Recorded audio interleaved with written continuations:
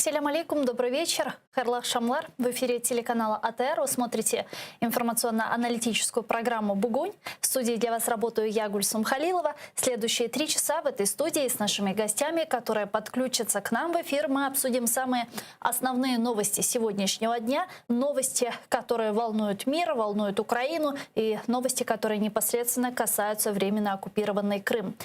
Давайте для начала подключим к нашему эфиру Романа Спиридонова, нашего журналиста. Он с нами на прямой связи из Ньюзрума и готов рассказать то, что они готовят в вечерние выпуски «Заман». Рома, привет, мы слушаем тебя. Привет, Гульсум. Сегодня мы будем говорить о таких темах. Основная мишень силовиков в оккупированном Крыму – это крымские татары. 105 человек, которых оккупанты преследуют по политическим мотивам, 80 представителей коренного народа. Об этом сообщила правозащитница Лутфия Зудиева на круглом столе, который организовали правозащитный центр «Мемориал» и фонд Бориса Немцова «За свободу». По словам правозащитницы, это связано с позицией непризнания оккупации полуострова, которую крымские татары активно продемонстрировали 26 февраля 2014 года на митинге под стенами Верховной Рады Крыма. Подробнее, о чем говорила Лутфия Зудиева, в наших выпусках мы вам обязательно расскажем. Но единственное, что отмечу, что она заявила, что на полуострове устанавливается авторитарная власть, и она укрепляется при помощи сотен обысков, и конца этим обыскам не видно. Есть опасения, что репрессии будут только усиливаться на полуострове. Украинскому военнослужащему Добринскому оккупанты на 2 месяца продлили арест на 2 месяца в оккупированном Крыму и добавили еще одно обвинение. Об этом сообщил его адвокат Ислам Велиляев. Я напомню, что Добринский был 30 мая похищен с админграницы с оккупированным Крымом возле Чонгара. Оккупанты тогда заявили, что он пьяный сам пришел к ним сдаваться. Наше Министерство обороны утверждает, что Добринский был выкраден российскими спецслужбами. Защита Добринского утверждает, что наркотики ему подбросили, и отрицают это обвинение, с ним не согласны. Прокуратура АРК и Севастополя идентифицировала более 1300 участников так называемой самообороны Крыма. С начала 2020 года сообщено о подозрении 40 участникам этого незаконного формирования, а 237 сообщено подозрение о создании непредусмотренных законов военизированных воинских вооруженных формирований. Напомню, так называемая самооборона Крыма способствовала оккупации полуострова и содействовала российским войскам во время захвата Крыма. Конечно же, будем говорить о ситуации в Турции, там, где произошло землетрясение магнитудой 6,6.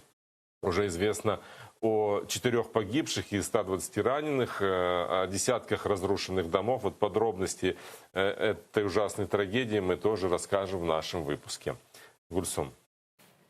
Спасибо, Роман. Это был наш журналист Роман Спиридонов с нами на прямой связи из Ньюзрума. Смотрите, не пропустите вечерние выпуски «Замана». Я продублирую еще раз в 19:00 на украинском языке с Урьяне Ситумеровой и в 21:00 на крымско-татарском языке с Шевкетом Наматулаевым. Ну а мы пока перейдем к обсуждению вышеупомянутых новостей не только. Вы также можете присоединяться к нашему эфиру. Звоните нам абсолютно бесплатно по вайберу +380 73 419 41 58. Это наш номер. Можете звонить по видео по скайпу atr.tv. Это наш адрес. Звоните, задавайте ваши вопросы. Нам важен ваш голос. Ну а мы переходим к обсуждению новостей. Начнем со следующего информационного сообщения. Украина презентовала партнерам в Европейском Союзе и НАТО Крымскую платформу. Новую международную инициативу, которая должна способствовать деоккупации полуострова. Об этом заявили в Брюсселе, в частности, заместитель министра иностранных дел Украины Эмине Джапар после 2 дней встречи в европейских институтах и штаб-квартире Североатлантического альянса. Министерство иностранных дел Украины считает, что на данном этапе рано говорить, кто конкретно присоединится к инициативе, пока только анонсирует первый саммит Крымской платформы. Его планируют провести в следующем году. Дату еще не озвучивают, но вот вчера говорили о 21 мая. Что ж, посмотрим. А пока предлагаю послушать цитату Министерства иностранных дел. З нетерпінням очікую можливості використовувати наш статус партнера з розширеними можливостями для ще й більш розширеної співпраці з НАТО, особливо в Чорноморському регіоні, і через ініціативу НАТО 2030. Тем временем постоянный представитель Соединенных Штатов Америки в ОБСЕ Джеймс Гилмор призвал Российскую Федерацию в очередной раз уйти из Крыма и ОРДЛО и начать налаживать добрососедские отношения с Украиной, базирующиеся на взаимоуважении. Об этом он сказал на заседании Постоянного совета ОБСЕ в Вене, сообщает Украинское информационное агентство. Україна продовжує обраний нею шлях як вільна, демократична і багатогранна країна, і вона завжди буде залишатися одним із сусідів Росії. Для російського народу немає ніякої користі від дорогої політики Кремля, яка складається в непримиренній ворожості по відношенню до України. Щоб чинити правильно по відношенню і до власних громадян, і до українців, Москва повинна піти зі сходу України та Криму і почати процес налагодження дружніх відносин між двома країнами, заснованих на взаємоповазі. Саме час на прямой связи Євген Дикий, науковець, публіцист, учасник російсько-української війни. Пане Євгене, вітаю вас. Доброго вечера. Доброго вечера.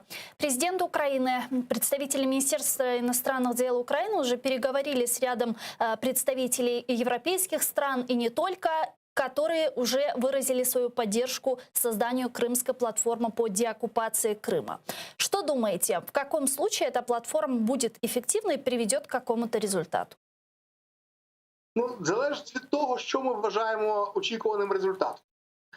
Якщо хтось вважає, що створення платформи – це вже само по собі серйозний крок в бік деокупації, тим більше, якщо хтось вважає, що ця деокупація можлива скоро, на жаль, цих людей я змушений трошки розчарувати. Про це реально мова не йде.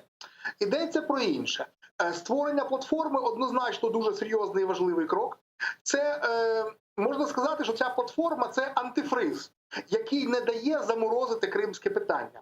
Бо, власне, для нас всіх не секрет, що на Заході є доволі, скажімо, впливова точка зору про те, що якщо закінчиться війна на Донбасі, там, де от реально стріляють, вбивають, і де, скажімо, формально Росія не входила, там, а воюють якісь там повсталі шахтарі, то в такому разі можна буде на Крим закрити очі і поступово звикати до того, що він став російським.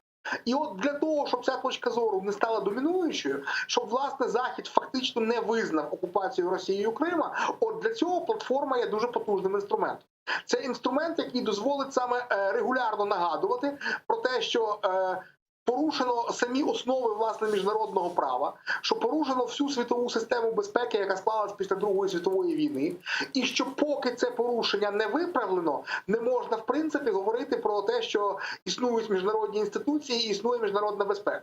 От тому, що я ж кажу, бажаючих замовчати Крим дуже багато. Не лише в Росії, але й серед російських союзників на Заходе. Ну, так или иначе работает все же украинская...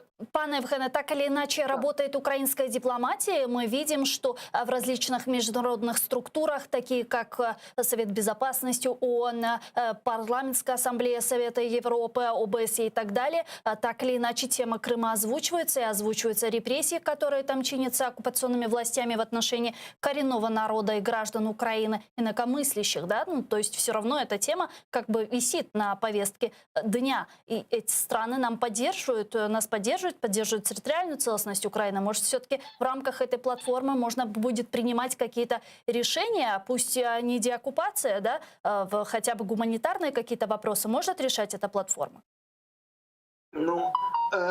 На жаль, навіть гуманітарні питання, щоб на цій платформі не вирішувалось, ми з вами чудово розуміємо, що російська окупаційна влада заблокує виконання будь-якого рішення цієї платформи.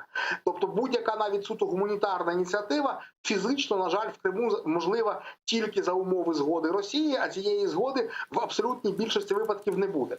Тут йдеться про інше, що все ж таки і Радбез ООН, і ОБСЄ тощо, не будемо зараз оцінювати їхню ефективність. Але в будь-якому разі це такі, знаєте, мультиплатформи, де розглядається безліч конфліктів, безліч різних ситуацій, зокрема Крим. А це спеціалізована платформа виключно для кримського питання. В цьому сенсі вона не є альтернативою ні Радбезу, ні ОБСЄ, ні Раді Європи. А вона якраз дуже гарно їх доповнює.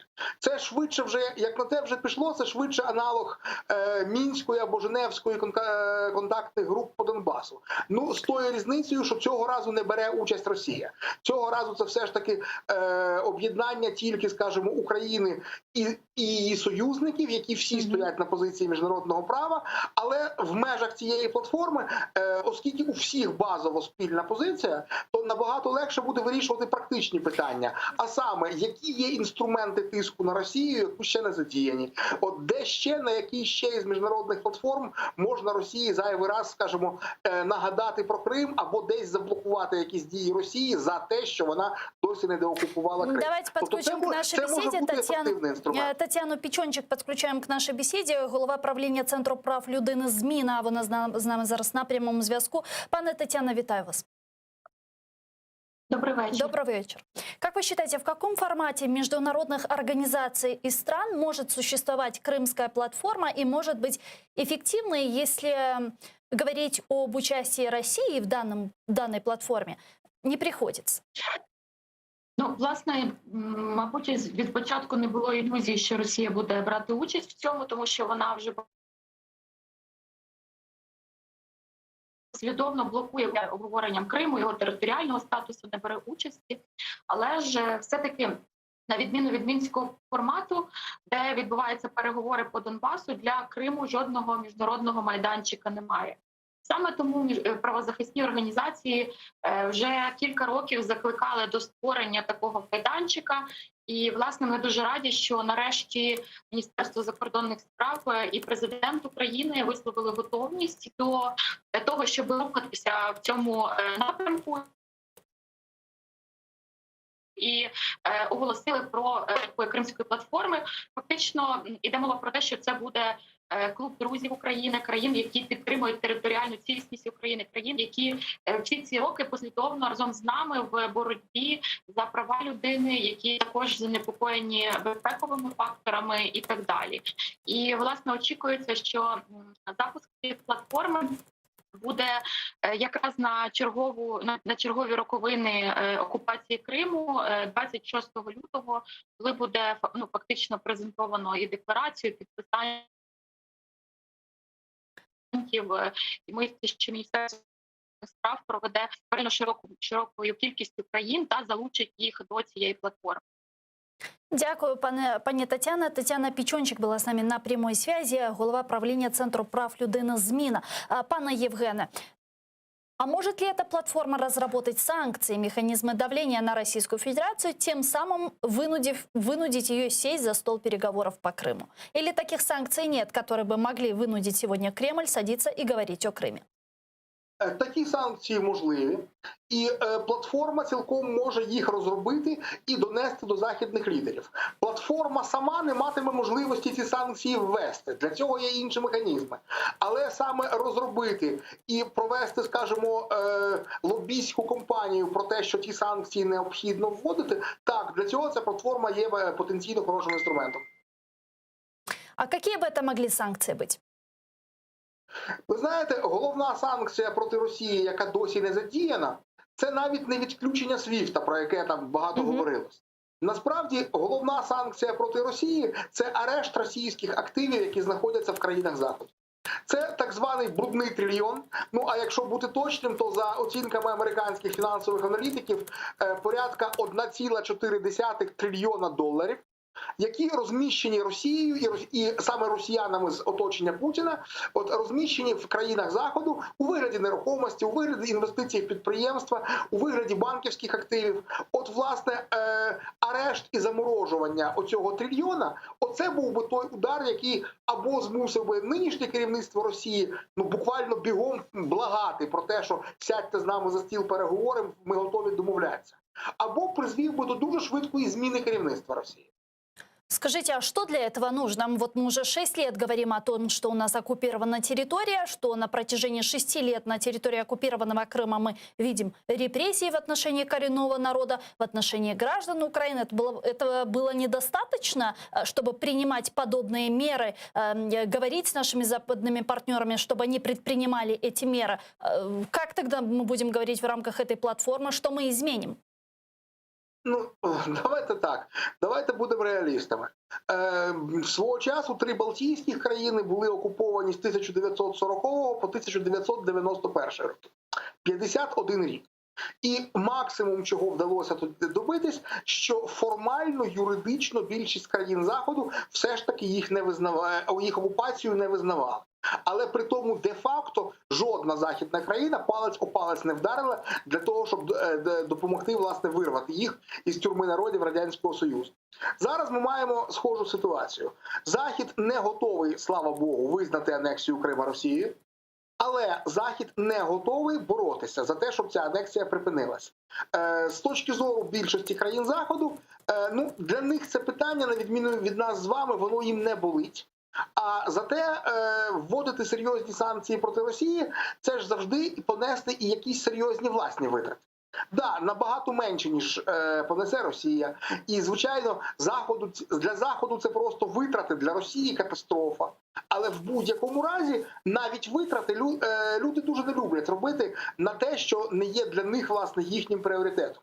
Тому якраз одним з завдань цієї платформи я б бачив те, щоб донести до максимальної, і, власне, персонально західні лідери, вони не завжди вільні в своїх рішеннях. Там теж є потужні лобістські групи, там є фінансово-промислові групи, які зацікавлені в роботі з Росією. І зверніть увагу, наскільки важко вдається утримати навіть той рівень санкцій, який на сьогодні є. Так от, одним із завдань цієї платформи могло б якраз стати донести в максимально широких колах от західних еліт, політичних, промислових, фінансових тощо, що питання не в конкретному півострові. І питання не в порушенні прав людини, що питання в тому, що зламаний саме світовий безпековий порядок, який був головним фактично досягненням людства після Другої світової війни. Україна і що теж... якщо допустити, щоб це так і зависло, то далі цей порядок почне ламатися в багатьох інших країнах, в багатьох точках світу, і дуже скоро ми повернемось в той хаос, який був між двома світовими війнами. Украина сейчас предпринимает и свои санкции в отношении Российской Федерации. Речь идет о Северо-Крымском канале. Вы знаете, что сегодня в Крыму складывается очень критическая ситуация с водой, с наполняемостью водохранилищ. И Кремлю приходится непросто. Там в Крыму жители Крыма начали потреблять воду из систем центрального отопления. Власти в Крыму предупреждают, что использование воды из систем центрального отопления является незаконным. И вот людям, которые нарушают эти законы, грозят оккупационное правительство, грозится административными производствами. Давайте послушаем. Розбір води з батарей і труб призводить до перерв теплопостачання і збільшення вартості тарифу на опалення. Вода з системи опалення може стати причиною інфекційного зараження людей навіть при простому митті посуду. Оккупационный глава Крыма Сергей Аксенов не исключил, что графики подачи воды в Симферополе могут ужесточить, так объемы могут уменьшить с 3 часов днем и вечером до 2. Практично всі підземні резерви вичерпані. Графік в даному випадку не зміниться. До тих пір, поки не буде погоди, поки не будуть побудовані опріснювальні установки. Тут просто треба готуватися. Найгірший прогноз – швидше за все, графік до кінця року залишиться в такому ж режимі, або навіть якщо зовсім буде погано, буде посилений до 2 годин ввечері і 2 годин вранці. Оккупационные власти Крыма за 6 лет оккупации Крыма не сделали ничего, чтобы избежать дефицита воды сегодня на территории Крыма. Какая наша позиция должна быть в этом вопросе? Мені здається, що позиція тут може бути абсолютно однозначною. А чим ви думали, коли окуповували цю територію? Ви окупували територію, ви відмовляєтесь її повертати, вибачте, самі вирішуйте всі проблеми, які там виникають. Тут будь-які спроби бити на жалість, от казати «дайте воду, тому що це ж не для Кремля, це ж для людей», це брехня, це введення в оману, бо це вода саме для Кремля. Тих запасів води, які потрібні саме для питного і побутового забезпечення населення півострова, їх там насправді вистачає. Більшу частину, власне, водного дефіциту створюють промислові підприємства та військові частини. Ні одне, ні друге, вибачте мене, це не гуманітарне питання. Це якраз питання функціонування інфраструктури держави-окупанта. Тому хай самі вирішують ці питання. Коли говорять про, скажімо, гуманітарний аспект і про те, що дати воду в Крим – це може бути гуманітарна акція, окей, можна, але тоді виявляється наступним чином. Це гуманітарна акція для наших українських громадян, які вимушено перебувають під окупацією. А как вы считаете, насколько это серьезно? Заїжджає гуманітарний конвой і по пред'явленню українського паспорта в пляшечках роздає воду. Отак це може виглядати, а не відкриття каналу, з якого в першу чергу наповнять якраз резервуари військових частин, наповнять труби промислових підприємств тощо. Ну а якщо, скажімо, такий гуманітарний конвой не пропускають, ну, будь ласка, хай Росія сама пояснює, чому вона цього не дозволяє. От хай оцим людям, які хотіли камні з неба, от хай їм розкаже, що от саме так виглядають камні з неба. Що камні з неба – це насправді виявляється гристи батарею для того, щоб висмоктати з неї трошки водички. Насколько, вот как вы думаете, насколько хай це буде певним випробуванням для тих кримчан, які створювали загони з Кримської самооборони і хлібом сіллю зустрічали окупаційні війська? От мені цікаво, вони тоді це собі уявляли чи ні? І чи тепер вони так само люблять Росію-матушку, як тоді, чи ні? Насколько сегодня это серьезный и мощный рычаг давления на Российскую Федерацию? Допускаете ли вы такой вариант, что Россия обратится к руководству Украины и скажет: мы не справляемся? Ні, знаючи, скажімо, як це говорять про злочинців модус операнді нинішнього російського режиму, вони можуть звернутися до керівництва України з формулюванням: так, ви через вас, у нас тут люди мруть від спраги, а ну бігом негайно відкрили воду. От, на жаль, Росія зараз спілкується тільки в такому тоні. Ну, я дуже сподіваюся, що в Україні вистачить м'язів і нервів не піддатись на такий шантаж. Давайте перейдем к следующей не менее важной теме, к давлению на антикоррупционные органы. Сегодня в Украине набирает обороты этот скандал с решением Конституционного суда Украины по отмене электронного декларирования. В пятницу 30 октября, как известно, у здания Конституционного суда Украины в Киеве состоялась акция протеста против судей, принявших скандальное решение. Протестующие пришли под стены КСУ с плакатами «Коррупционный суд Украины», судей КСУ за решетку, а также принесли чемоданы с наклейками «Коалиция в подарок для Януковича». Кроме этого, демонстранты зажгли фаеры. Своим решением судьи КСУ предоставляют индульгенцию сотням чиновников-коррупционеров, а также ставят под угрозу безвиз критически важную финансовую помощь от европейских институтов и европейское направление развития Украины, было сказано в анонсе акции. Глава государства после вчерашнего заседания СНБО сделал решительное заявление, предпринимает решительные действия. Президент Украины Владимир Зеленский подал в Верховную Раду Украины законопроект, которым предлагают уволить весь состав Конституционного суда. Законопроект мы сейчас можем видеть на экранах ваших телевизоров. У Украины нет юридической возможности остановить произвол Конституционного суда, поэтому действовать власть будет другими способами. Такое заявление сделал сегодня представитель президента в Конституционном суде Федор Венеславский. Предлагаю его послушать. Юридичних механізмів зупинки такого свавілля з боку Конституційного суду чинне законодавство не містить. Таких прецедентів немає, але коли фактично можна говорити, що Конституційний суд здійснив антиконституційний переворот своїм рішенням, то необхідно діяти вже політико-правовими засобами, спільними діями президента і парламенту.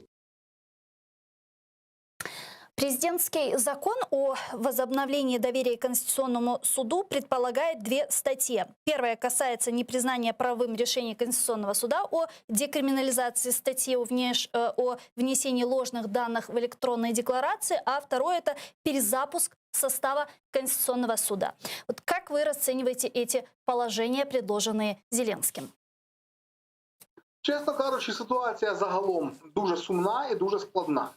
Справа в тому, що ми опинились в ситуації, коли є абсолютно очевидна, скажімо, політична доцільність, і при тому є навіть, це той випадок, що коли політична доцільність збігається з етичними установками, але є правові механізми і неправові.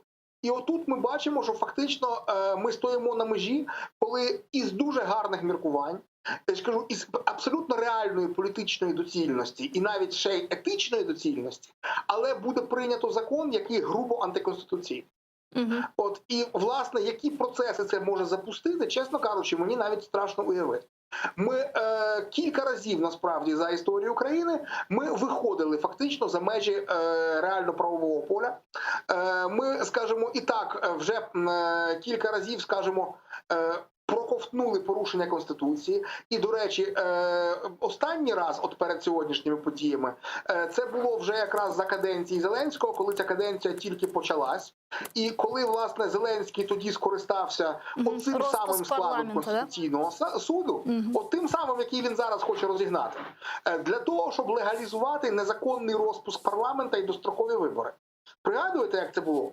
От тоді цей Конституційний суд був хороший, тому що він дозволив тоді свіжообраному президенту на хвилі народної любові взяти і грубо порушити Конституцію без жодних реальних підстав, достроково розпустити Раду і провести вибори. От, а тепер, власне, президент отримав другу сторону того, що Конституційний суд у нас вважає себе абсолютно незалежним не тільки ні від кого, але і ні від чого. От, і дозволяє собі будь-які рішення. От тоді дозволили розігнати Раду, а тепер вирішили взяти і обнулити цілий ряд взяти обнулити як мінімум за останні 6 років все, що було в законодавчому полі зроблено по боротьбі з корупцією. А може і не за 6 років, а більше. Я чув оцінки експертів, які взагалі кажуть, що це повернення навіть до рівня 90-х років. Так от, але ті методи, які зараз пропонує президент, вони також абсолютно антиконституційні. І ми приходимо до ситуації, коли от буквально ще трошки, і можна буде в принципі сказати, що в країні немає Конституції і немає права. І от питання, що є страшнішим? Прямі наслідки від рішення Конституційного суду, які насправді є жахливими. Ми можемо втратити не тільки безвіз, ми можемо загалом втратити в принципі підтримку Заходу з усім, що з цього витікає. Нас фактично можуть віддати на поталу Росії. І, до речі, я не виключаю, що ті, хто ініціювали це рішення Конституційного суду, саме цього і сподівалися. А хто ініціював, по-вашому, це рішення Конституційного суду? Подання в Конституційний суд подавали ОПЗЖ і група Коломойського. Це люди, які напряму зацікавлені, щоб ми перестали працювати з Заходом, а опинилися в сфері впливу Російської Федерації. Тобто тут жахливі наслідки. Але питання від того, що президент відверто перевищить свої повноваження, Рада відверто перевищить свої повноваження, і буде ухвалено закон та рішення виконавчої влади, які саме просто грубо, брутально відкидають Конституцію. От чесно, я, наприклад, не готовий відповісти. Пане Євгене, а что для вас, вот скажите, что для вас страшнее, как для участника российско-украинской войны? Ну, хороша постановка питання. От ви знаєте, а я зараз не знаю, що страшніше. Це насправді жахлива ситуація, якої не можна було допускати. Але вона вже зараз є. От, я гадаю, що в тому та й справа, що зазвичай, коли навіть із дуже хороших міркувань, але починають казати, що окей, Конституція і закони – це все добре, але... От зазвичай з цього «але» починається шлях до диктатури або до хаосу громадянської війни. Я нагадаю, як свого часу, ніби на той момент ще дуже прогресивний Борис Єльцин, ніби зупинив комуністичний і нацистський реванш в Росії, але для цього трошечки так поламав Конституцію і розстріляв законно обраний парламент в 93-му році, пригадуєте? І саме з цього моменту закінчилась демократична Росія і почала стрімко по спіралі скочуватися в оту фашистську Росію Путіна, яку ми з вами бачимо останні десятиліття. Давайте подключим к нашей беседе европейскую... Давайте подключим к нашей беседе сейчас народного депутата Украины от фракции «Европейская солидарность» Марию Ионову. Она с нами на прямой связи. Пані Мария, вітаю вас. Доброго вечера. Доброго вечера. Пані Мария, вот сейчас идет речь об остановке полномочий Конституционного суда. Но в Конституции, как известно, прописано, каким образом можно остановить полномочия состава Конституционного суда. И там четко есть эти пункты. И пункты не предусматривают, что президент может это сделать. Вот отдельным законом. Вот объясните нам вот эту коллизию, в которой вот мы сейчас оказались. С одной стороны, украинцы уже не доверяют Конституционному суду, который принимает решения, которые противоречат национальным интересам Украины, да? А с другой стороны, не создает ли это такой небезопасный прецедент для Зеленского? Ну, дивіться, я насправді не буду коментувати рішення суддів частини рішення суддів Конституційного суду, але те, що стосується проекту закону Зеленського, то, на жаль, якраз цей законопроект в черговий раз суперечить Конституції України. І, знаєте, на жаль, скажімо так, замість реального вирішення проблеми, Зеленський знову пропонує красиві слова, замість того, щоб знайти і запропонувати насправді саме законне вирішення цієї проблеми. Тобто, а зараз він пропонує як в незаконний спосіб, який суперечить Конституції України, тому що Верховна Рада, тобто парламент України, він взагалі не має права юридичного скасовувати рішення Конституційного суду. Тобто навіть якщо там буде якесь припинення повноважень, чи якісь нові будуть судді, то це не означає, що рішення цього Конституційного суду, ну, скажімо так, їх відразу можна відмінити. Але я би хотіла зазначити, що, скажімо так, що стосується подання, яке зробили депутати, ну, там, проросійського ОПЗЖ Медведчука і союзники Зеленського з групи Коломойського, ну, тобто ми розуміємо, що це, ну, скажімо так, абсолютно сплановано. Тому рішення наступне. Верховна Рада, вона може ухвалити новий закон. Тобто не відмінити той, який скасував суд, а саме парламент, тому що, ну, парламент має право звільняти суддів Конституційного суду, тим більше Пани Мария, а какой будет от этого толк? Вот Верховная Рада Украины проголосует за новый закон. Депутаты из ОПЗЖ снова подадут в Конституционный суд Украины. Конституционный суд Украины опять отменит этот закон, и все. Дивіться, насправді зараз треба прийняти це законодавство. Якби, ну, так, є конституційна сила. Якраз в цьому той час не потрібно приймати невідкладні рішення. Тобто все одно це процедура, коли подадуть, коли будуть розглядати. Знаєте, можна вже і термін їх себе, тобто і шукати рішення. Але те, що зараз треба запустити електронне декларування насправді в законний спосіб, тому що ми з вами розуміємо, що зараз обрані голови обласних і місцевих рад, вони насправді не зможуть вступити в силу їх повноваження. Тому, знову ж таки, знаєте, дуже дивний такий збіг обставин. Якраз рішення Конституційного суду, скажімо так, таке враження, що чиновники Зеленського бояться відповідальності за незаконне збагачення, тому що вони насправді мають зараз подавати вже подавати декларації. Тобто важливо зараз, щоб парламент саме відновив дію електронного декларування. Тобто от важливо, щоб ця процедура запрацювала, цей закон запрацював. А далі вже вирішувати по процедурі, обговорювати саме, що робити з конституційною рішенням. Пани Мария, на следующей неделе, насколько я понимаю, президент Владимир Зеленский планирует вынести этот законопроект в парламент. Какая позиция Европейской солидарности? Будете ли вы голосовать?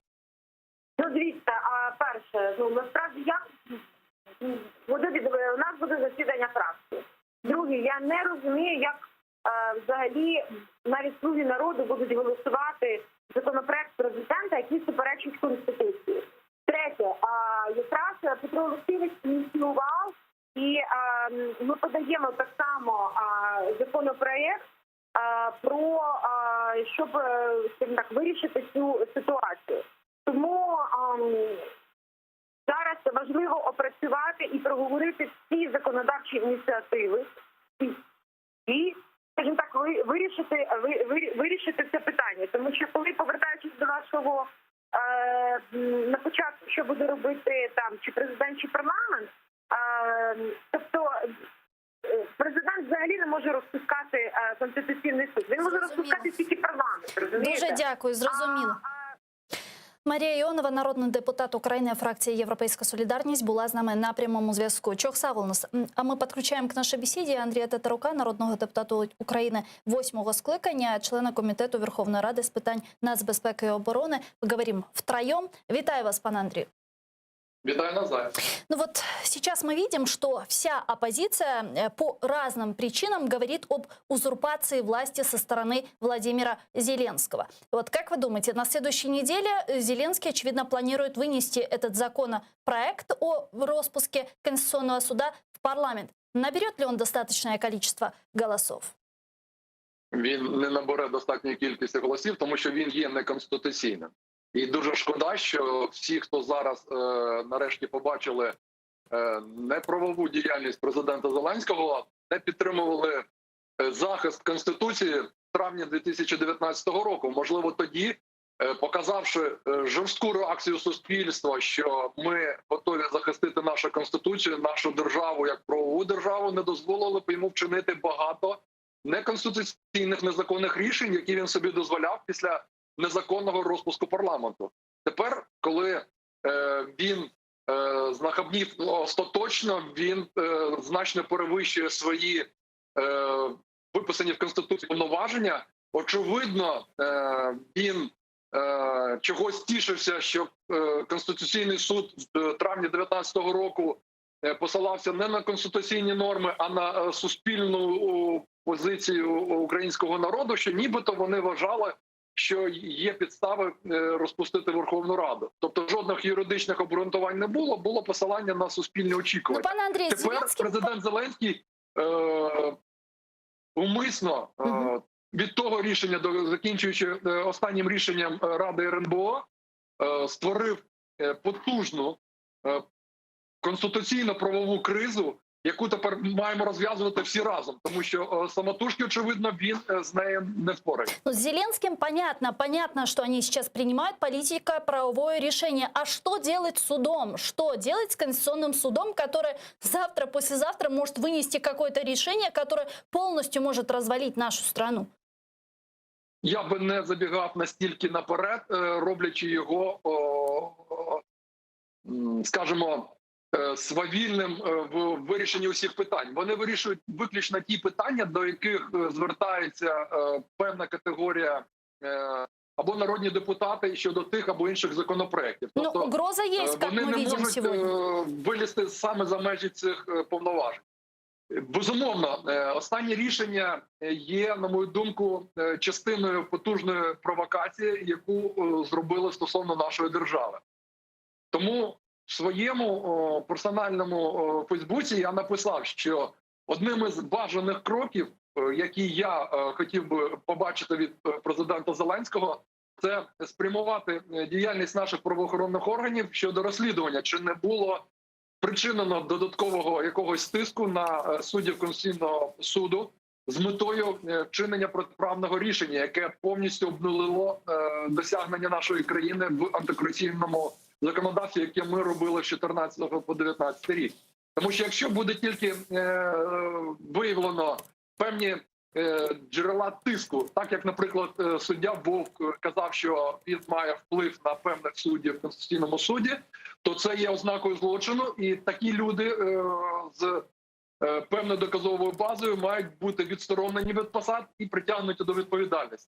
Ми маємо зараз максимально тримати голову холодною і діяти виключно в правовий спосіб, щоб не дозволити втягнути нашу державу в свавільний такий правовий хаос, де ми просто будемо нездатні вийти з ситуації без ушкоджень. Тому що єдина зараз надія нашої держави – це саме правова складова захисту від агресії Російської Федерації, нашого розвитку як правової держави, якщо ми прагнемо бути в Європейському Союзі. Як тільки ми дозволимо президенту Зеленському узурпувати владу і робити все навмання, мы просто втратим нашу державу в прямом сенсе. Сейчас мы видим, как президент Владимир Зеленский созывает СНБО, да, это вчера было, собирается СНБО, ДБР открывает уголовное производство по Тупицкому, глава Конституционного суда, по Фрейду, видимо, да, Конституционного суда. Будет ли Зеленский, будет ли Зеленский, как вы думаете, привлекать силовиков для разрешения этой проблемы? Найперше, що я вважаю за необхідне, він би мав хоч декілька фахових юристів запросити для вирішення цієї ситуації. Тут силовики мають зробити свою роботу безумовно в тій частині, яку я щойно оголосив. Але насамперед зараз Зеленський має усвідомити персональну відповідальність у настанні небажаних наслідків як для країни в цілому, так і для нього персонально. Тому я так само йому раджу взяти в будь-який спосіб собі радниками найкращих юристів, конституціоналістів України, для того, щоб вони йому сформували покроковий алгоритм дій для виходу з кризи, яку він сам створив ще в травні 2019 року. Інакше, я переконаний на 100%, найлегшою, скажімо, ступенью відповідальності для нього буде сидіння в золотій клітці, як це зараз робить Янукович. Найгірше він буде перебувати за ґратами за те чисельне порушення законодавства, яке він вже допустив. І, безумовно, буде відповідати, як тільки в нього закінчиться повноваження президента. Це надзвичайно серйозні речі, жартувати з ними – це наражати себе і всю країну на серйозну небезпеку. Пане Евгене, как считаете, как будет действовать Зеленский? Будет ли привлекать силовиков? И каким образом? Ну, а що значить чи буде? Він їх вже залучив. Він вже залучив ДБР, при тому взагалі-то він зібрав РНБО, тобто, власне, орган для кризових ситуацій, в першу чергу військових ситуацій, так? І більш того, в цій ситуації він вже теж вийшов за межі своїх повноважень. ДБР саме по собі могло би і мало би розслідувати можливі, скажімо, можливі кримінальні складові у тому, як Конституційний суд дійшов до свого епохального рішення. Але це ДБР має теж робити по процедурі, а не за наказом президента. Взагалі-то в нас президент не має права віддавати накази слідчим органам, кого взагалі це виглядає, чесно кажучи, ситуація, ну вибачте, будь ласка, таке казати в ефірі, але ситуація з жабою і гадюкою. Якось дуже важко співчувати кожній із сторін цього конфлікту, тому що ганебність рішення Конституційного суду, я гадаю, вона не потребує якихось додаткових коментарів. Вона є абсолютно очевидною. ДБР ведь открывает уголовное производство не по Конституционному суду, а по определенным лицам, судьям, которые есть в Конституционном суде. Да? Видимо, был какой-то компромат на них, и сейчас вот мы видим, как это проясняется. Вольсон, дайте ж договорити, да. По конкретній особі, по справі, яка чомусь висіла без руху 7 років, а тут раптом в межах годин справа зрушилась з місця, і о 23-й ночі приїхали слідчі ДБР вручати підозру. Ну, вибачте, це що так робиться? Це якраз, це, на жаль, такі самі абсолютно дуболомні методи, якими вони намагаються Порошенка посадити. Це абсолютно з цієї ж серії ручного абсолютно керування ДБР з боку Офісу Президента. Цього разу мішенню стали реально відверті негідники. Питань нема. Але це знову ж таки до питання. Пам'ятаєте, як президент Зеленський, тоді це ще багато хто списував на недосвідченість. Коли він там казав на людину, яка по закону не мала на той час судимості, вже була погашена, і була законно обраним секретарем Бориспільської ради, так? А він йому кричав: вийди з залу, розбійнику. Так от президент знову бере на себе функції визначати, хто є злочинцем, хто ні, і фактично напряму командувати правоохоронним органам, кого їм саме зараз запресувати. Вам це нічого не нагадує з далекого минулого, понад 6 років тому? І от тут питання, знаєте, бувають такі ліки, які гірші за хворобу. Я не виключаю, що ми зараз маємо таку ситуацію. Конституційний суд, що називається, береги поплутав, створив жахливу кризу насправді. Але, до речі, ще велике питання, чи були ці дії Конституційного суду саме неправомірними. Це велике для мене питання. Що вони були ганебними, що вони політично жахливі для країни, це одна справа. А от чи було там саме порушення законодавства, не так вже просто. Тому що насправді, коли приймали ті антикорупційні норми, їх теж приймали дуже швидко, дуже, скажімо так, радісно, і насправді залишили там деякі зачіпки, які дозволяли поставити під сумнів якраз відповідність окремих норм Конституції. На жаль, тоді трошки накосячили в, скажімо, на абсолютно зрозумілому бажанні народу все ж таки нарешті щось зробити з тотальною корупцією, яка вже проникла всюди буквально. Тобто дії Конституційного суду однозначно мають бути засуджені, в них немає виправдання. Але питання, чи ті методи, якими зараз Зеленський пробує виправити ситуацію, чи не є вони ще страшнішими, ніж, власне, дії Конституційного суду? Пане Андрею, говоря о последствиях, что нас ждет? Мы ведь сейчас понимаем, что Зеленский находится в неком цугцванге. Какое бы он решение ни принял, оно в любом случае будет теми или иными осуждаться.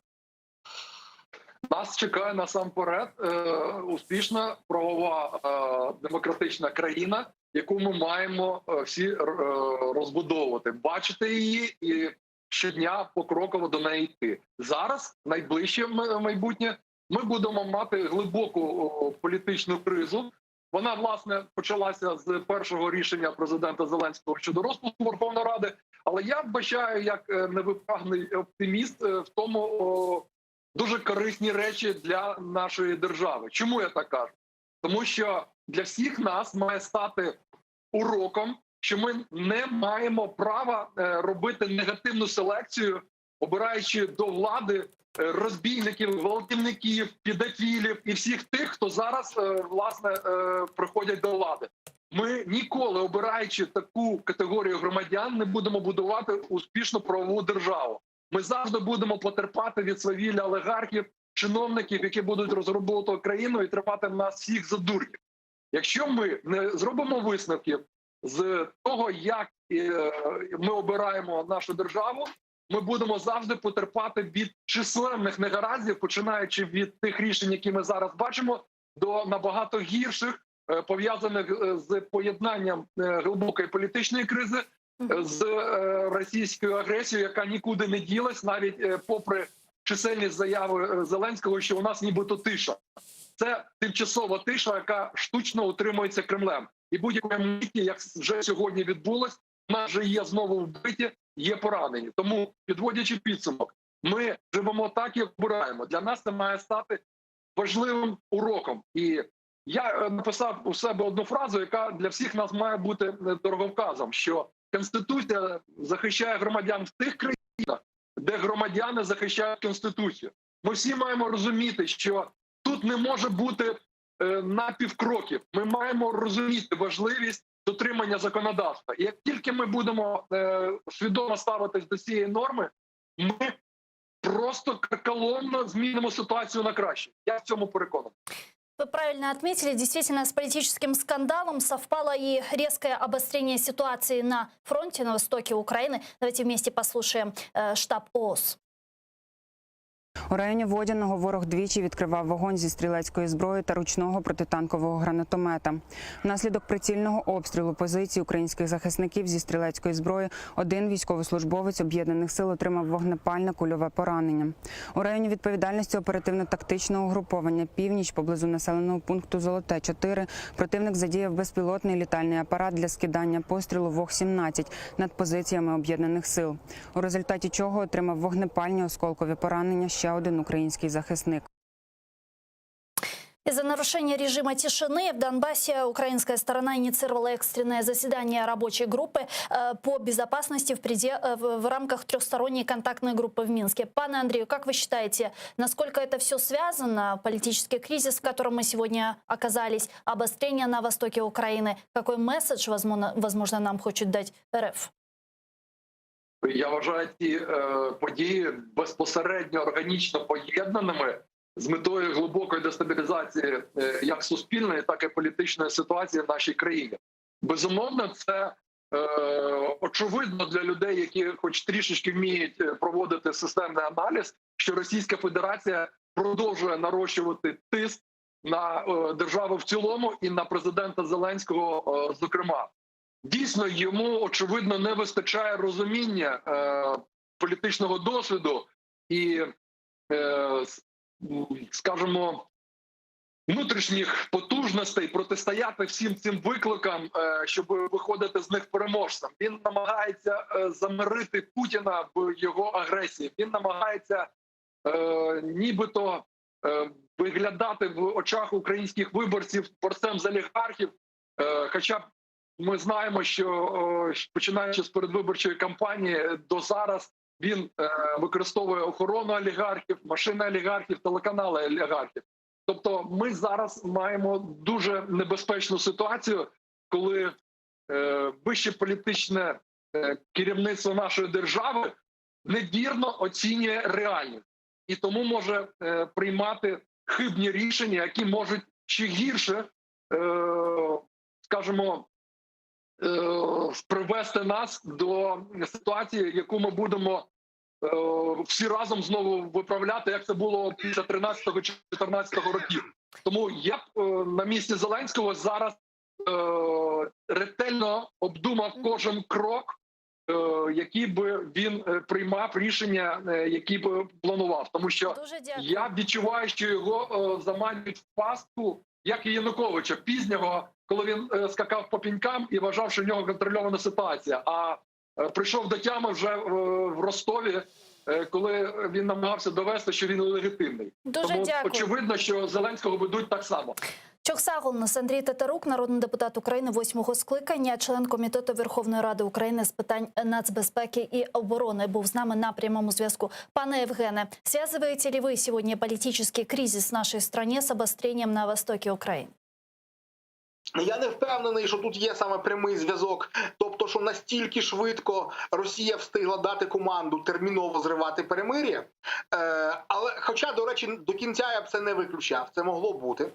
Але в будь-якому разі я абсолютно згодний з Андрієм з приводу того, що навіть якщо ці дві події не мали, скажімо, зв'язку за походженням, то результат вони дають спільний. Це і те, власне, і ініційований, ще раз підкреслюю, Росією через її п'яту колонну рішення Конституційного суду, бо ще раз нагадаю, від кого йшло подання, саме від проросійських абсолютно депутатів, так? І сьогоднішній зрив перемир'я, через який в нас знову після деякої перерви, але знов з'явились загиблі герої України, двоє 200-х сьогодні. Так от, власне, обидві ці події – це дійсно все-таки камінці на чашечку вагів, які схиляють країну саме до повного хаосу, схиляють країну саме до відсутності взагалі будь-якої влади і законодавчого поля. А Росії саме це і потрібно. Росії потрібно перетворити Україну на дике поле. Перемирия, получается, у нас все же нет. Ну, я б сказав, що нема. І, чесно кажучи, реакція української сторони поки така, ну, супер стримана. Я не думаю, що вона дозволить це перемир'я ефективно відновити. В ОБСЕ сказали, что переговоры в политической подгруппе, в трехсторонней контактной группы снова не продвигаются. Об этом заявила представитель главы ОБСЕ в Украине в трехсторонней контактной группе посол Гайди Грау. Давайте ее послушаем.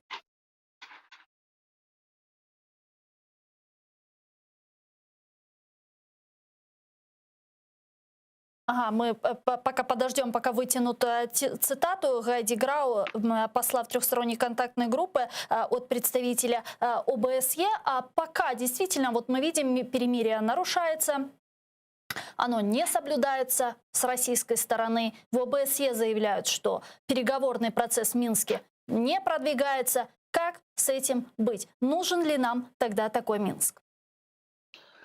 Нам такий Мінськ не потрібний давно. Але, власне, парадокс Мінська полягає в тому, що всі сторони давно вже розуміють, давно, причому це саме в роках, це задовго до обрання Зеленського. Всі сторони розуміють, що Мінськ не дасть потрібного їм результату, бо, власне, потреби української і російської сторін настільки відрізняються, що збирались би в Мінську, збирались би в Женеві, збирались би в Вашингтоні, не важить, де б не збирались, але при такій розбіжності потреб сторін неможливо домовитись. От всі це давно розуміють, що Мінськ мертвий. Він мертвий з 15-го десь року.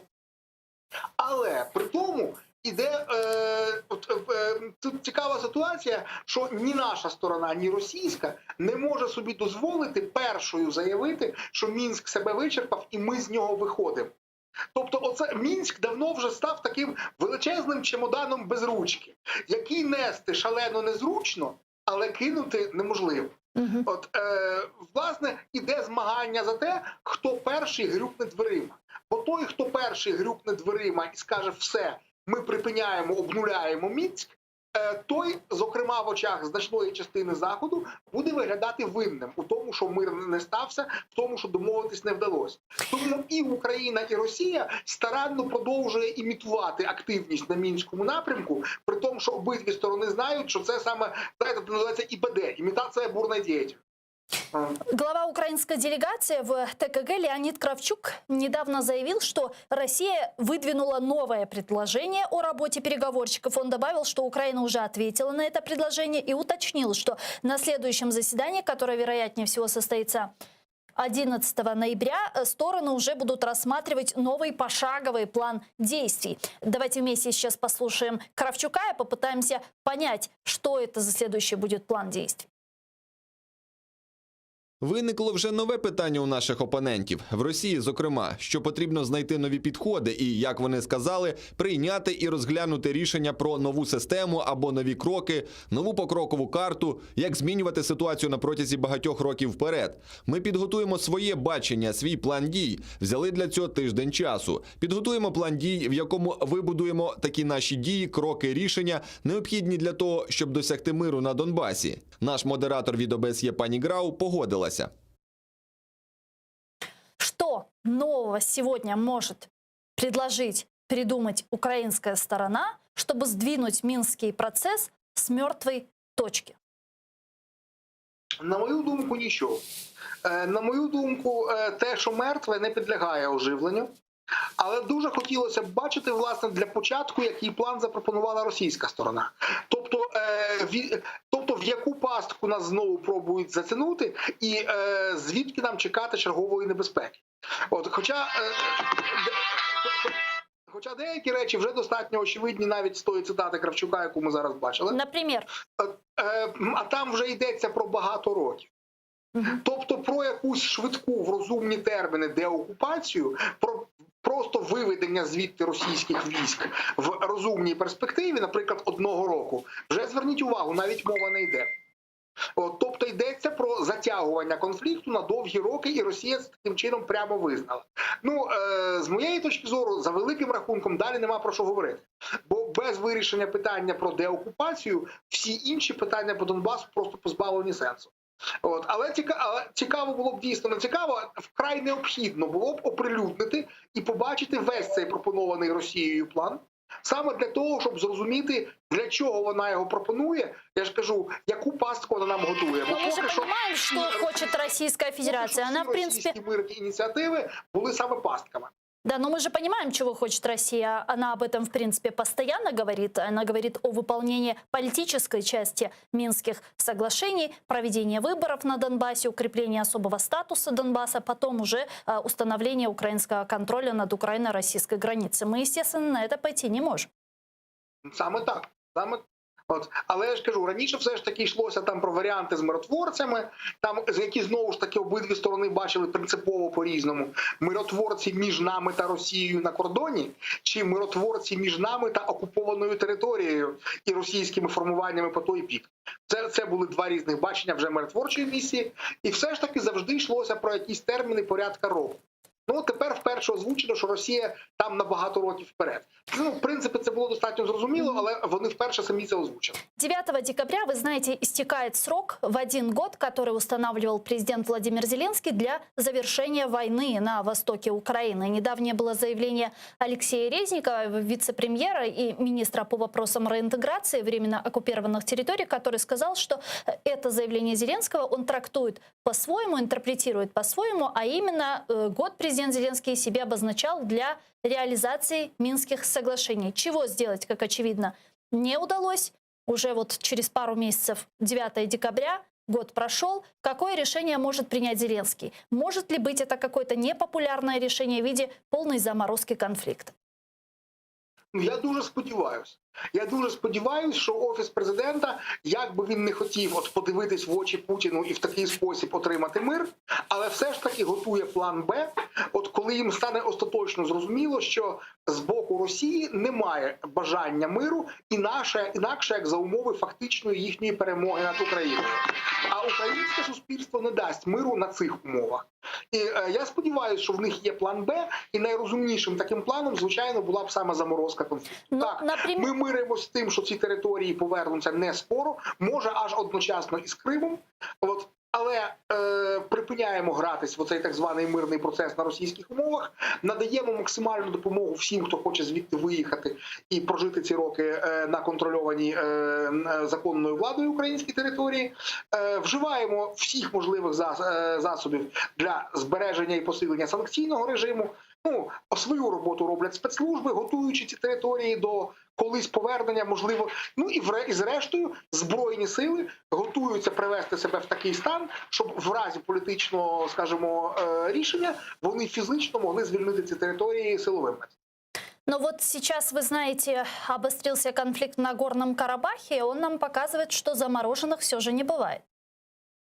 Ні, ну бувають заморожені, але потім можна включити мікрохвильовку і розігріти. Власне, про це я і говорю. Азербайджан, я зараз не оцінюю, хто там наскільки правий і хто ні, але суто з військової точки зору, от Азербайджан саме так і зробив. Вони багато років готували свою армію до того, щоб вона могла за потреби силовим шляхом звільнити території. І от, здається, зараз їм це непогано вдається. Ну, раз уж мы перешли к теме Азербайджана, я предлагаю продолжить. Там президент Азербайджана Ильхам Алиев сегодня объявил на своей странице Twitter об освобождении еще ряда сел. Он написал, цитирую, «Азербайджанская армия освободила в Джибраильском районе села Худавердиле, Хубар-Тепе, Шехветли, Хубарлы, в Зангеланском районе Аладин, Веджнелы, в Губадлинском районе Кададых, Мемер, Муллалы. Карабах – это Азербайджан». Конец цитаты. Глава непризнанной Нагорно-Карабахской республики Арай Карутюнян заявил, что подразделение вооруженных сил Азербайджана находится в 5 километрах от второго по величине города Нагорного Карабаха Шуши. Это не очень далеко от Степанакерта, от Ханкенды. Об этом сообщил он на своей странице в Facebook. Тем временем Баку необходимо получить от Еревана официальное подтверждение обязательств по выводу войск с оккупированных территорий Азербайджана. Об этом сообщил азербайджанский президент Ильхам Алиев. Давайте его послушаем.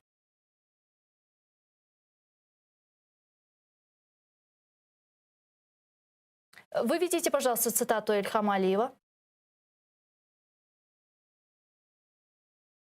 Не могут вывести, к сожалению, цитату Ильхама Алиева. Ну, собственно, он сказал, что Азербайджан ждет официальное подтверждение от Еревана о выводе оккупационных войск из Нагорного Карабаха. Насколько это реально, как вы думаете? Ні, це абсолютно нереально, тому що, знаєте, війна в Карабасі – це те, що називається війна двох правд. Обидві сторони абсолютно переконані в своїй моральній самоправоті. Для обох сторін ця війна саме священна, вітчизняна, а не просто якийсь конфлікт за шматок території. І те, що Ільхам Алієв називає окупаційною вірменською армією, для вірмен це є саме захист їхньої споконвічної території. Тому, звичайно, ні про який захист, ні про який вивід вірменської армії зараз не буде мови. Дуже дякую вам, пане Євгене. Дуже жорстока війна. Дуже дякую вам, пане Євгене. Євген Дикий, політолог, публіцист, учасник російсько-української війни, був з нами на прямому зв'язку. Дуже дякую вам. Вот к нам, как мне подсказывает наш редактор, на прямой связи директор Центра ближневосточных исследований Игорь Семиволос. Он нас слышит. Пане Игорю, вітаю вас. Добрый вечер. Добрый вечер. Ну, по вашим данным, по вашей информации, насколько сегодня интенсивно вперед продвигается азербайджанская армия, и удастся ли ей, по вашему анализу, в ближайшей перспективе полностью деоккупировать свои территории? Ну, якщо говорити про сьогодні, то інтенсивність бойових дій зменшилася, очевидно, в зв'язку з цілим серією переговорів, які відбуваються навколо Карабаху в світі. І мені здається, що до результатів цих переговорів, тобто до якогось вердикту, так м'яко кажучи, то цілком можливо, що ми не побачимо якихось активних дій, але, звісно, продовжуються бойові дії фактично по всьому периметру фронту. Ну і, очевидно, відбувається дуже маневрена війна, а оскільки ми тут бачимо якраз саме маневрена війна в центрі Нагорного Карабаху, тобто недалечко від Шуши і такого населеного пункту, як Красний Базар. Тобто це один з ключових населених пунктів, десь прийняття якого буде залежати майбутній розвиток військової операції. От. Так що на сьогоднішній момент важко, звісно, говорити про те, наскільки довго ще буде тривати ця операція, чи де Азербайджан може зупинитися, чи готує Азербайджан якісь свої пропозиції. Ми бачимо зараз таку велику дипломатичну активність з боку Тегерану, з боку Москви, з боку Вашингтону, Франції, тому подібне. Тобто, отже, тиск дипломатичний зростає, і разом з тим, відповідно, по результатам цього тиску, по результатам бойових дій, ці будуть визначатися із фінальним результатом цієї військової кампанії. Как вы считаете, сопредседатели Минской группы ОБСЕ за период обострения этого конфликта, вот им удалось сохранить нейтралитет?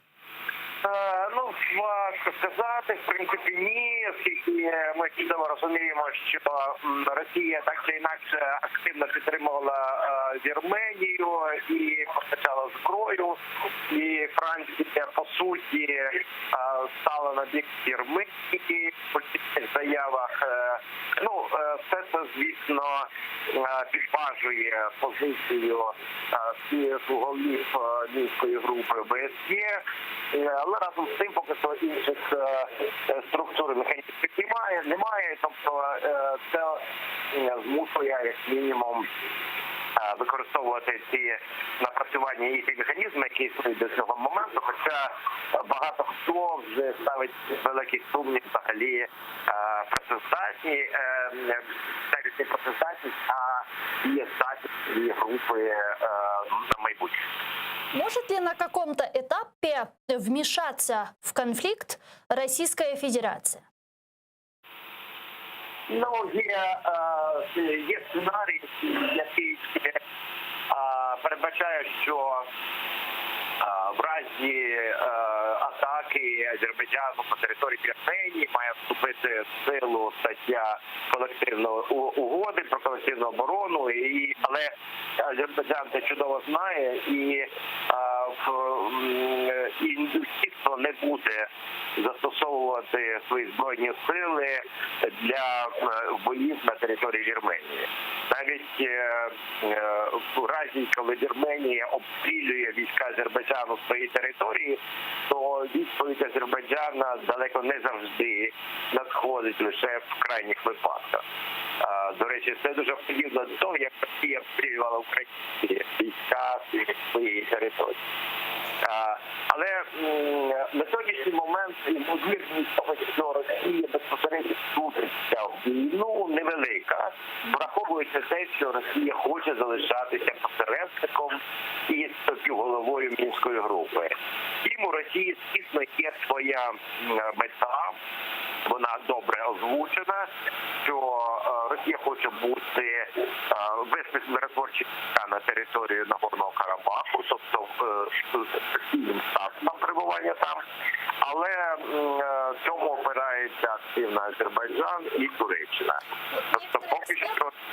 Некоторые эксперты, комментируя эту нейтральную позицию, которую сегодня занимает Российская Федерация, и комментируя позицию Реджепа Таипа Эрдогана, которая очень жесткая, которая очень однозначная в поддержке Азербайджана, говорят о том, что возможно была некая договоренность между руководствами Кремля и Турецкой Республики о распределении сфер влияния. Насколько это вероятно? Допускаете ли вы такой вариант? Ви знаєте, це так звані конспіраційні conspiracy theories, тобто теорії змов, теорії. І мені здається, що, звісно, консультації між лідерами цих двох країн відбуваються, і вони відбуваються не лише стосовно Карабаху, і по Сирії, і по Лівії, і взагалі в цілому. Але немає ніякої угоди, яка б означала розподіл впливу. Все це складається ситуативно, виходячи з можливостей і готовності тієї чи іншої сторони займати активну позицію в тому чи іншому конфлікті. Дуже дякую вам, Чохсагл. У нас Ігор Семиволос, директор Центру близькосхідних досліджень, був з нами на прямому зв'язку. Вот российских миротворцев на Горный Карабах мог бы стать оптимальным решением карабахского конфликта. Об этом заявил премьер-министр Армении Никол Пашинян. При этом армянский премьер призвал Европу прикладывать больше усилий для того, чтобы Турция прекратила оказывать поддержку Азербайджану. Я виступаю за введення російських миротворців в зону конфлікту, але проблема полягає в тому, що розміщення миротворчих сил з Російської Федерації має бути схвалене всіма сторонами конфлікту. А вот президент России Владимир Путин сказал, что российская позиция по решению конфликта в Нагорном Карабахе ясна. Он отметил, что Москва выступает за предоставление возможности передачи Баку 7 районов, над которыми Азербайджан ранее потерял контроль. Ми спочатку виходили з того, що потрібно говорити. Наша позиція є відкритою абсолютно. Про можливість передачі Азербайджану 5 плюс 2 районів із забезпеченням певного режиму зони Карабаху, взаємодії з Вірменією і так далі. Как известно, недавно президент Турции Реджеп Тайип Эрдоган переговорил по телефону с президентом России Владимиром Путиным. И комментируя свой разговор, он сказал, что призвал Путина поговорить с армянским премьер-министром, а сам предложил провести разговор с азербайджанским лидером. Давайте подключим к нашей беседе Бурзу Алиева, заступника министра палива та энергетики Украины в 2008-2010 роках. Бурзубей, селям алейкум. Алейкум ассалам. Какие у вас последние новости? Что сегодня происходит на Горном Карабахе? Ну, там продолжаются боевые столкновения, и параллельно идет, как я и раньше говорил, параллельно идет мирные переговоры. Ну, сегодня где-то в Женеве, по-моему, должны были встречаться министры иностранных дел Армении и Азербайджана при посредничестве сопредседателей Минской группы ОБСЕ. Ну, я особо надежды не возлагаю на них. Но я думаю, что вопрос решится именно на поле боя, где азербайджанская армия уверенно двигается именно к победе. Вот Путин недавно сказал, что их позиция такова, он выступает за предоставление возможности Баку 7 районов, над которыми Азербайджан потерял контроль. Президент Азербайджана Ильхам Алиев говорил, что Баку заинтересована в завершении военной фазы конфликта. Вот по вашему мнению, Азербайджан будет ограничиваться вот этими 7 районами, 4 из которых, насколько мне известно, или 5 уже освободили от оккупации, или пойдет дальше? Нет, Азербайджан никогда не говорил, что им достаточно именно 7 районов. Президент Азербайджана предлагал с самого начала, уже 28 лет, предлагает именно на переговорах одну и ту же формулу. Так как до конфликта жили вместе, и давайте жить вместе. Что это означает? Это означает, что Азербайджан готов дать автономию. Ну, это было до начала конфликта, последний месяц тому назад. Азербайджан готов дать автономию армянам, которые жили в Нагорном Карабахе, как и было в советское время. А Армения должна уйти из этих 7 районов, которые они не живут, как сейчас мы освободили, 4 района, 3 поселка и около 190 сел. Там они не жили, там они только разрушили эту всю инфраструктуру, увезли все, что могли. И совместно жить. И в том числе Азербайджан настаивал, и сейчас настаивает, чтобы мы должны вернуться в том числе в Нагорный Карабах.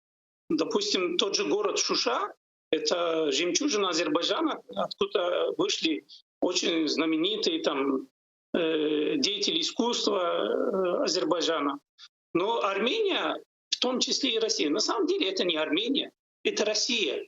Путин сейчас такой миротворец, прямо голубой ангел, предлагает 7 районов вернуть Азербайджану, лишь бы Азербайджан остановился.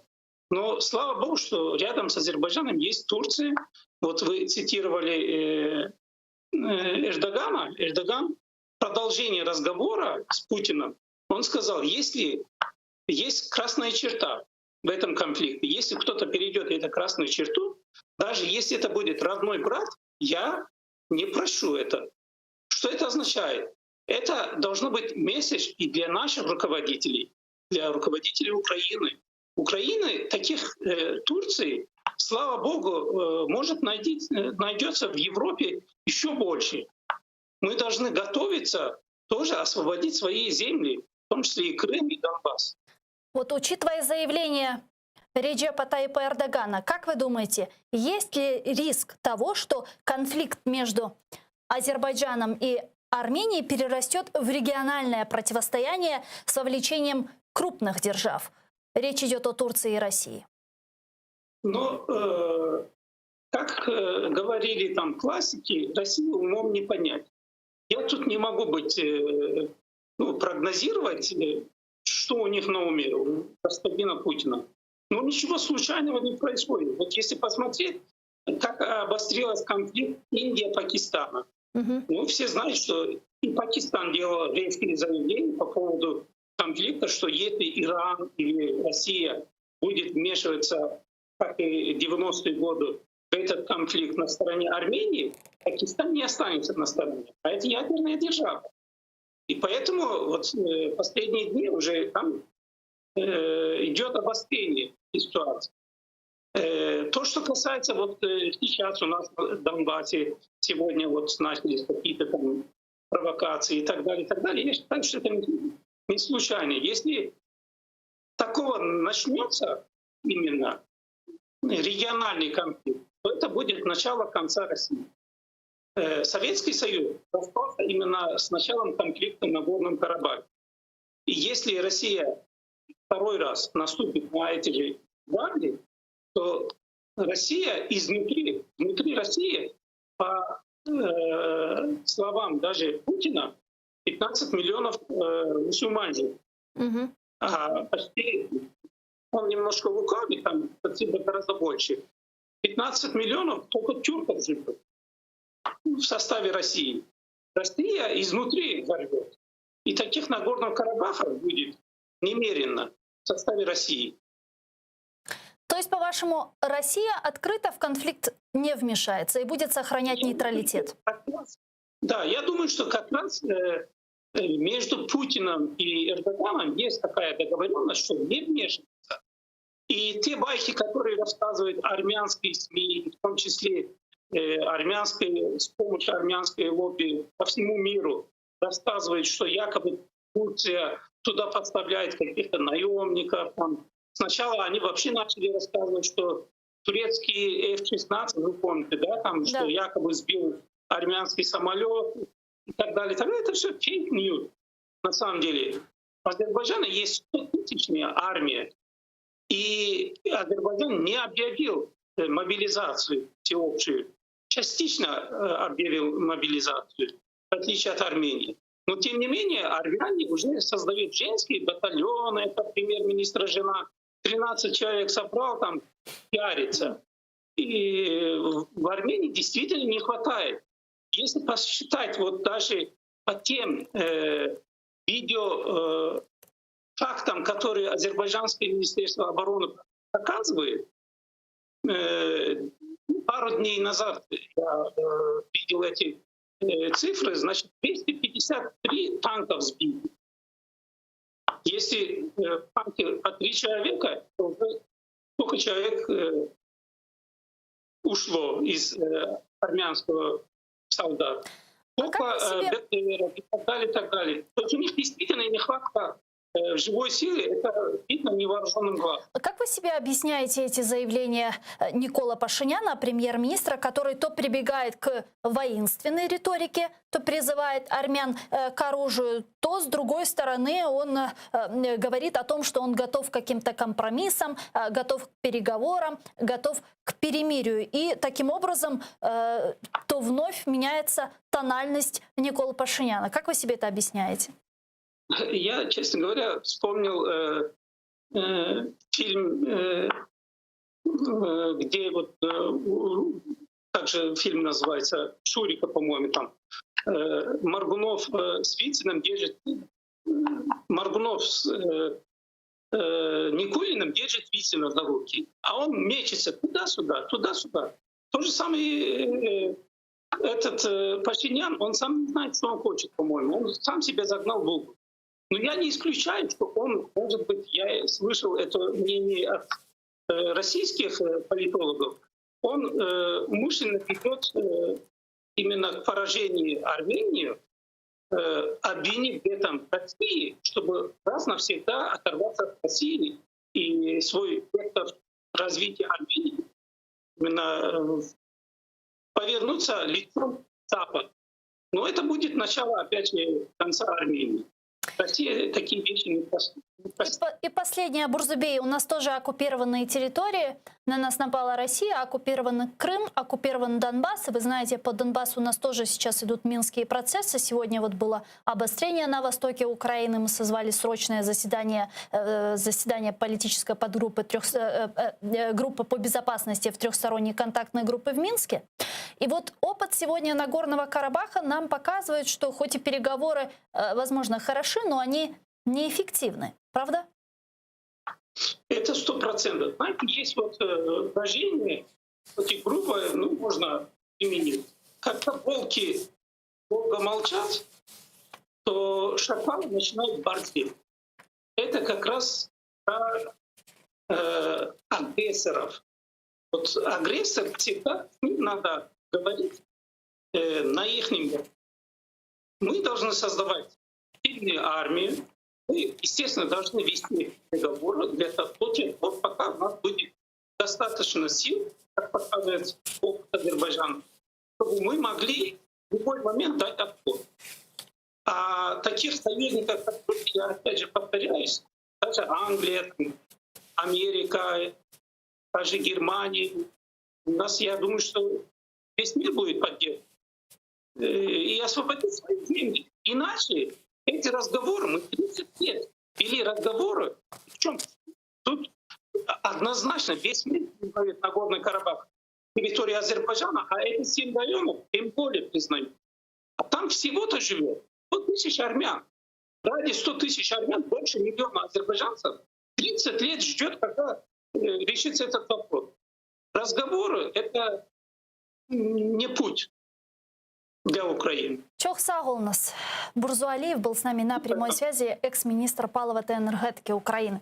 Но я с вами вынуждена попрощаться ненадолго. Мы прерываемся всего лишь на 5 минут. Далее мы продолжим эфир информационно-аналитической программы «Бугунь» на крымско-татарском языке. Не переключайтесь.